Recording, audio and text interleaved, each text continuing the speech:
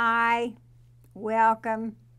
I'm Susan Roberti, and welcome to my first show of the year.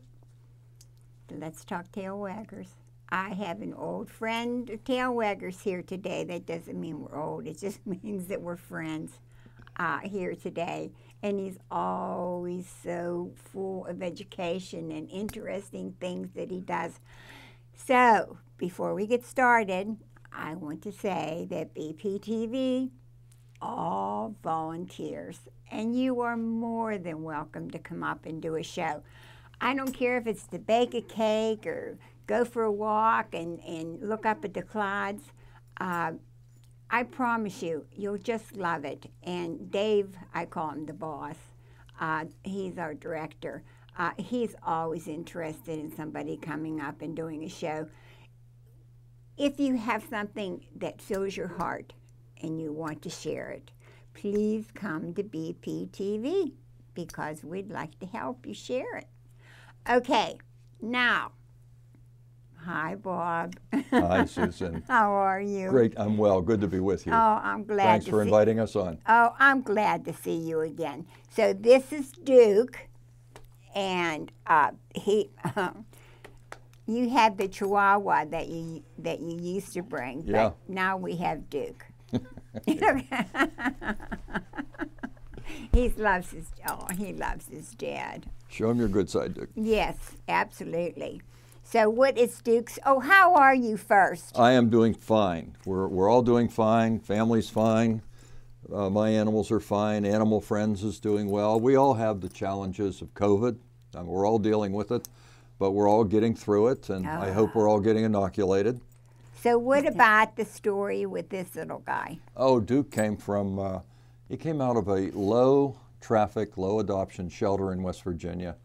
He had had a couple of owners and he did not have a very good life. Oh, in fact, honey. Duke has a big white circle on his right eye and he has a scar on his throat, and both of those were from being beaten.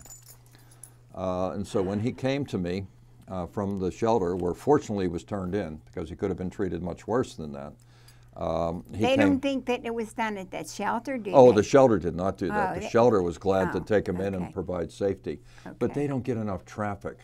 We get Yeah. traffic in our shelters here Right. in the Pittsburgh area. So Right. he was brought up here so that he could. So he's with me now with my other beagle and my other little Shane, who's been on the show a couple of times. Many times.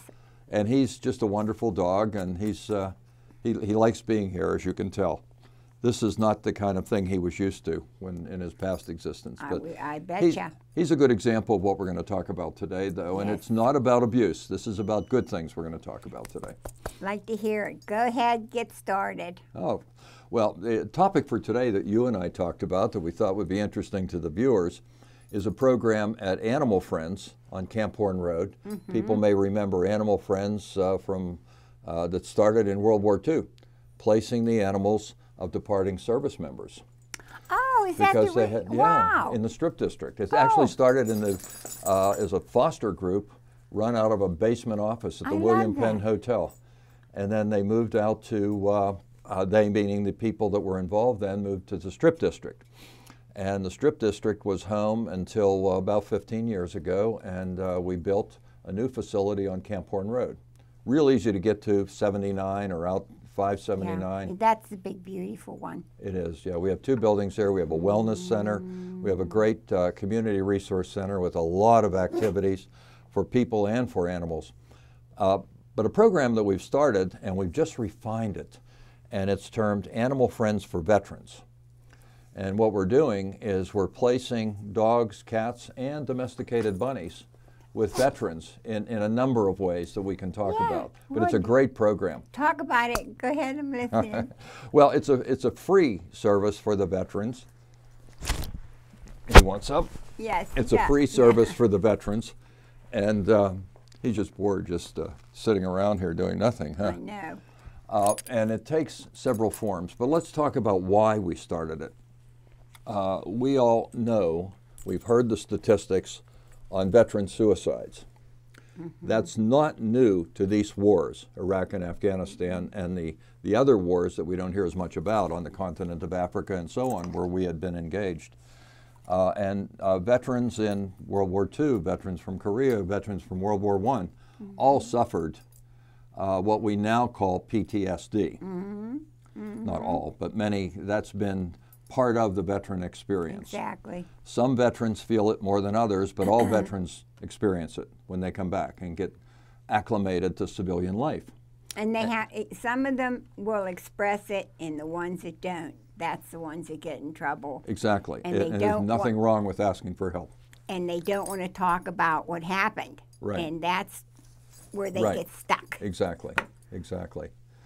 And so the veterans that do present, as they call it, an issue, it can obviously, if it's physical, you can see it. If it's emotional, you can't see it. And if they present, then there are plenty of resources to help those veterans. Other veterans don't talk about it and hold it inside, and as you said, Susan, that can be even worse because they're not getting help Yes. to resolve it. It's not weak to ask for help, but what we can find here with the animals is they can provide help without being judgmental. Certainly the service providers are not judgmental, but the animals are not judgmental, and they will help the veteran adjust to the feelings that they have. I just finished a book by a Vietnam-era veteran, and he was in the Marine Corps and served in combat, and when he came back, he talked about in his book, he was going to commit suicide. Oh. And the only thing that stopped him was his 2 dogs. He felt the responsibility for them, Yeah. and they furnished him with the kind of acceptance that he needed at that time. So that's the idea of what we're doing here. And the program is funded by donations, fully by donations. And the name of the fund is the Major Ben Follansbee Memorial Fund, because Ben was a well-decorated Army Ranger, helicopter jump master, multiple deployments, multiple awards and medals, but he committed suicide because it got to be too much. In my opinion, I had known Ben since he was young.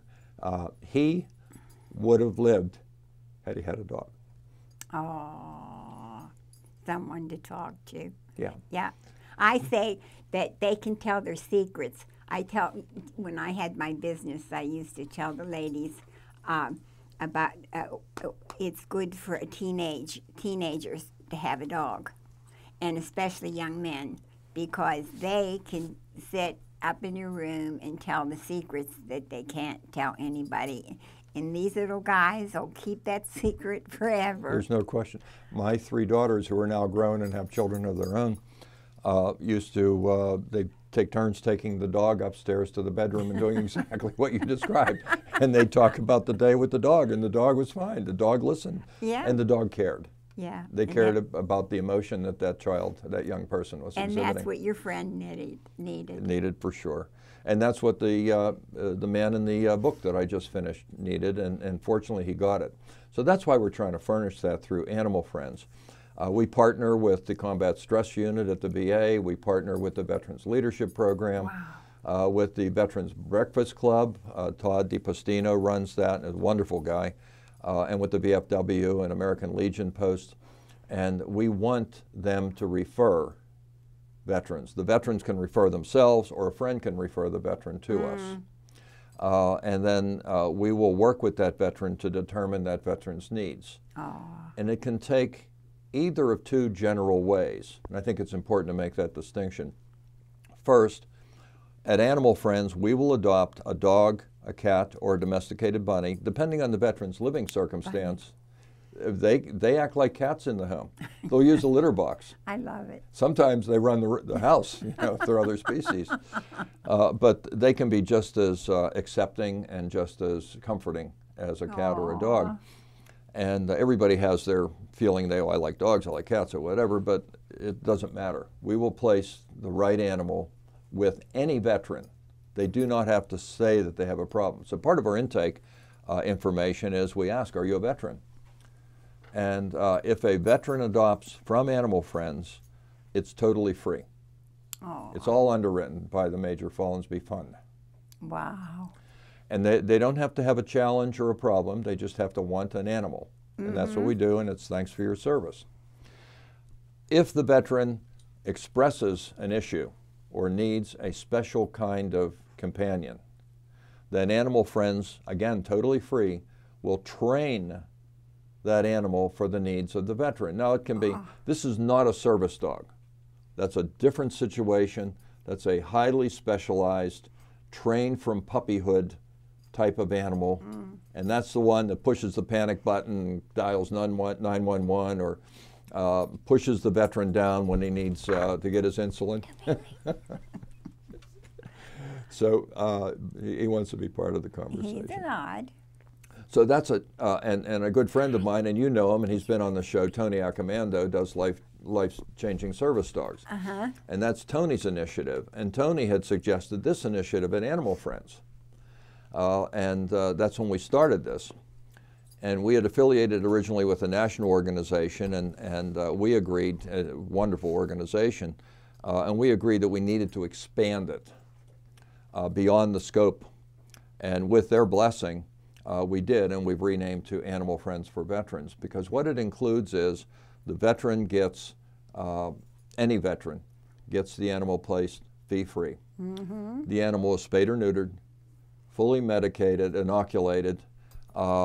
It gets all of the right, flea, tick, heartworm medication, and gets a starter kit of whatever the veteran might need.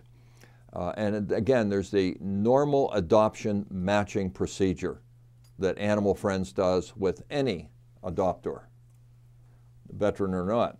So it's a well-matched placement. The veteran can come back anytime and get a, depending on the service, 10 or 20% discount on whether it be food, whether it be accessories. And at our wellness center, you commented on the nice facility. We have two buildings. One is the Community Resource Center, which is the adoptions. The other is the wellness facility. And that's where the veteran can get low-cost veterinary care for his or her animal. We don't want to compete with the vets in the community. This is meant for people that have limited, veteran or not, that have limited resources. You know, if you're making $1,500 a month, it's hard to spend $400 on spaying and neutering, inoculation, and all. So we want to make sure that those things happen for those animals. Otherwise, it won't happen. So the veteran will get discounts on all of that. For the veteran that needs specialized traits in the dog, then we will train that dog. We will select the dog, and we will train that dog for those needs. Aww. So I'll give you a couple of examples. One fella drove a pickup truck, and he needed a dog that was, and he was a little bit older, and because you remember the people that went in the first Iraq War are now in their 50s, and all the infirmities that come to all of us as we age, and so he needed a dog that could jump up on the front seat of the the seat of the pickup truck without being lifted. Oh. And so we needed to select a dog that would do that, and a dog that would listen. Not like this dog one. who's not listening. He's being good. He's getting bored. I know, he's being good. He wants to go see Nick over there. But another example, and this is a good one. This is a woman veteran who came back, and she was fearful because of her experiences. Oh. And so she kept the drapes drawn. Oh. And the house dark, and was cautious of people going by on the street. And so we were able to place a trained animal with her. And when we went back to do a wellness visit, the drapes were open, the music was playing. Yeah, the door was locked, but she was living a normal life. Yes. And we trained the dog to bark when someone approached the house. Aww. Which many dogs will do normally. Yep. Not a guard dog. Didn't want a guard dog. That's not what we should do. We don't want dogs biting people. No. But a warning dog. And that allowed her to live her life. Another fella was fearful of going out. That's amazing. And this will be the last story, but I think it's illustrative. Oh, you can tell me all you want. Well, he came, and he was referred by the Veterans Medical Unit, and he was very fearful. And he had been in the first Iraq War. And he was fearful of going out. And when he did go out, if people came close to him on the street, he became almost immobilized by it. And so consequently, he didn't go out. The other thing he did is he was spending, because he was on semi-disability, he was spending all night watching TV and all day laying around. Not because he was lazy, that's just the way his patterns developed. Exactly. So we placed a dog with him. He's gone to the point where that dog passed away and he has a second dog. Aww. But this dog, Boxer Mix, instinctively knew, and he would take her out because he had to take her out to walk, right? Right. And she knew that when someone came walking by, she would stop and sit between him and that person. Aww. And he felt comfortable.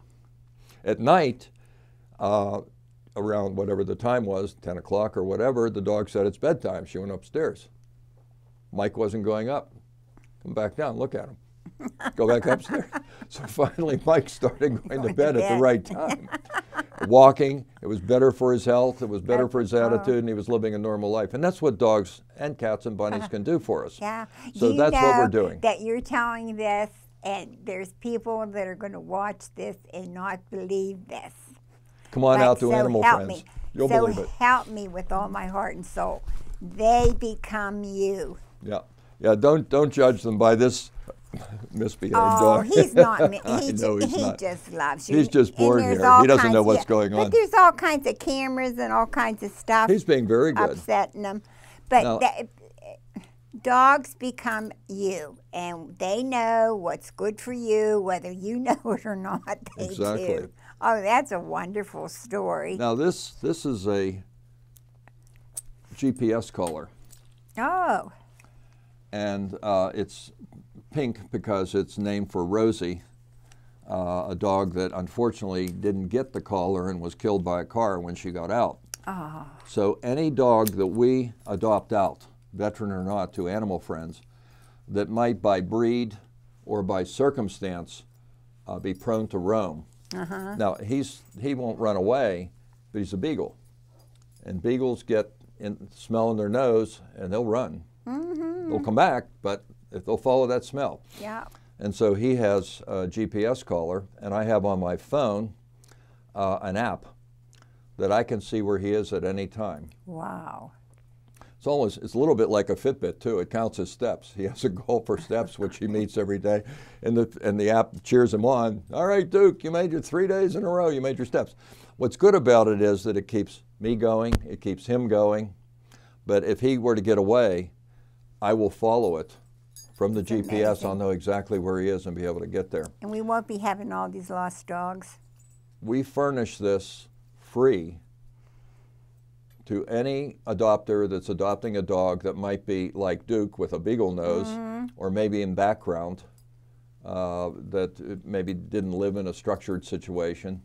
Certainly he would have gotten it right away when he came out of that situation I described to you. We provide that free to the adopter. It's underwritten. It's called Rosie's Rule, the fund. And we also give a free 1-year subscription. We pay for it. Oh, From FI. And FI is a very, very good cooperative company. What we find is that and anyone can buy a FI collar for their existing dog through the Animal Friends website okay. and get $25 off. It's not that expensive to start with, Right. but you get $25 off if you buy FI collar through and you download the app for free. And you get, I think, 3 months free contract, and then it's reasonable, something like $9 a month. Oh, my. Which is well worth it if your dog's not going to be hit by a car, right? Yeah. And so if anybody buys from the website, for every 2 collars bought through our website directly with FI, we get 1 collar free from FI. They're very cooperative people. Wow. So everybody wins on that one. So I would urge you, if you have a dog that tends to follow his nose or whose background might be prone to wandering, Nippy. that the FI collar would be good. Yeah. But definitely with the veterans, we provide that. We provide that for any adopter. So what questions do you have? What didn't I not cover? Oh, you're covering up everything that we need to know. I'm just glad that you have installed. You know, that you keep looking and finding. We have good people at Animal Friends, Yeah. and we're always trying to find a better way to do it. Yes. I think this is a pretty good solution. Said, Nick, get off my leash. Yeah. So So how's your other babies? Well, Shane, who's been on TV twice here, the one with 20 BBs in his body, he also came from West Virginia. He's doing great. He's 16 and still going. I know. And my other beagle buddy, who was lost in the woods, starving, like a skeleton, he just turned 13. I got him when he was 10 months old. He's doing great. So everybody's fine, and the cats are doing great too, including Baby, the three-legged cat. You were telling me about, he's the terror of the house. Oh, her owner went into a nursing home. Maybe that's worth mentioning too. Went into a nursing home, and Baby was placed in a cage in a pet store for adoption. And at the time, she was 5 years old, had 3 legs. Who's going to adopt a 5-year-old three-legged cat when there are plenty of young cats and kittens there? And so I took Baby home. But Animal Friends has a program called the Lifesaver Society. That if you have a dog, cat, bunny, and you're concerned, I have friends in our age category who say, well, I don't know if I want to adopt another dog. The dog might outlive me. Do it. And just put Animal Friends in your will for the Lifesaver Society. I'm going to give the website address in a minute for both Rosie's Rule as well as for we'll have Lifesaver. that at the end too. Good, thank you. And if you put Animal Friends in the will, it's $5,000. What we do is guarantee a very considered placement that I described before, but also we will guarantee that your animal will never be euthanized for cost. Because a lot of times people adopt an animal and then you're faced with a $2,500 or $5,000 set of medical challenges. We'll guarantee that that animal will never be euthanized for that. And we'll also check in with the adopting family periodically to make sure circumstances are still what they should be. And Do you hear that out there? Do you hear? That's a big deal. So if you do want to get one and you're up in years and you're afraid, please exactly get in touch with Animal Friends. Right. And the website's easy, thinkingoutsidethecage.org. I think that's wonderful. Whoever came up with that had a brilliant mind. It's a program that we had that sort of sat there quietly and wasn't really publicized, and we didn't really have the features in place, and so we grabbed it and said, no, this is important, and so it is what it is now. Yeah. Again, that's an example of making it better. And if you go there and you want to get a dog or a kitty, or a bunny. Or a bunny, I think that is precious. You can go there several times and meet this animal. Breed. Nobody's pressuring. The adoption counselor will be, first, well-trained. Secondly, very patient. They want to learn everything about you. And sometimes people say Animal Friends is too stringent in their rules. No, we're careful for you and we're careful for the animal. So for example, if one spouse comes down and wants to adopt, we have to make sure the other spouse is mentally in line with that one, because the dog's going to come back the next day if they haven't cleared it. Landlords, whatever the case might be. Do you have the right home setting? Because that's where you can oftentimes get in trouble. You're going to place a highly excitable dog in a house with a bunch of small kids. That might not be the right placement. Maybe you need a calmer, more placid dog that's going to put up with the noise and the activity of the kids. And we don't want a Great Dane for an apartment, or an elderly person. Yeah. Who might trip. You're going to see the Great Dane, but you might trip. You might trip over this guy. Now he's good about it. He's learned everything. Hi, Pete. But here's another example. If someone whose sight might be a little bit impaired, we don't want to place a dark animal there. Oh, never thought of that. Never You want a bright-colored animal so that you're going to see at the top of the steps that the dog has just laid down there. Never gave that one a thought. Well, that's what we try to do, is to make sure we're doing the right placement. It isn't just you come in, you like that dog, okay, we'll write it up. Yeah. And the price is right. You go out and buy I think responsible breeders do a good job in perpetuating the established breeds and even coming up with some new breeds. Irresponsible breeders that fuel the puppy mills need to be put out of business. I say that categorically. They do, and oftentimes it's based on cruelty, and they shouldn't be. Sure. But responsible breeders fulfill a need. However, you can come to Animal Friends and adopt a dog for $100 with everything I just talked about. Fully vetted, spayed, neutered, all tested, all the right heartworm and flea and tick, and the right match. And you're going to have a great companion, whether it be a puppy or it be an older dog. You're going to have the right match, and you're going to save a life. And you might have to wait a little while until they find the right guy or girl for you. Exactly. But that is what is good. Well, I'll tell you something else that happens that I think is important. What we find is that if you adopt and you clear a cage, you've obviously emptied a cage, we can bring another animal in. Because sometimes we can be full, and we don't euthanize for space. Boy, some of those things that they've been getting fined in those dogs. Yeah. 50, right. 60 dogs, 30 dogs. Well, we've done a couple of hoarding cases this year, one just locally here in the next municipality over. And we bring them in and we make space. And we have a very cooperative arrangement with Humane Animal Rescue Pittsburgh. Oh, okay. And we help each other in those instances as well as some of the other shelters. So, for example, Orphans of the Storm in Katanning flooded a few years ago, and Animal Friends took in their animals until they could fix that. Yeah. Shane came from that setting. He went from West Virginia to Orphans to Animal Friends. To you. To me. Aw. And we were full, and they said, well, can you take this little guy, because we took in a hoarding case, and we need all the small dog cages. Can you foster him? Of course, that was 6 years ago. I know. He's still there. Yeah.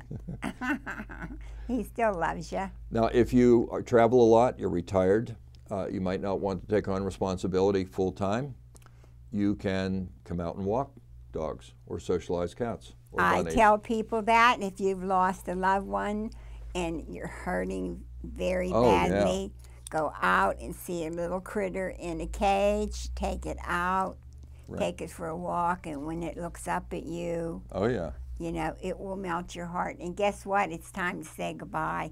Yeah, it is. We got a lot in. Thank you, Susan, for making the time. Oh, I love you. I truly do. Thank you, Susan. I do too. You do wonderful work on this show. Oh, thank you. You can't know all the good things that come out of it, but we know a lot of good things and a lot that we don't know about. Well, I don't really care. I'm just happy that we can educate people and let them know that dogs and kitty cats have feelings, and they do. They do. And that was when I started my shows, was to prove to people that they have feelings. We're all in this together. Yeah. The animals and us. Exactly, exactly. So once again, it's time to say goodbye, and I hate to do that.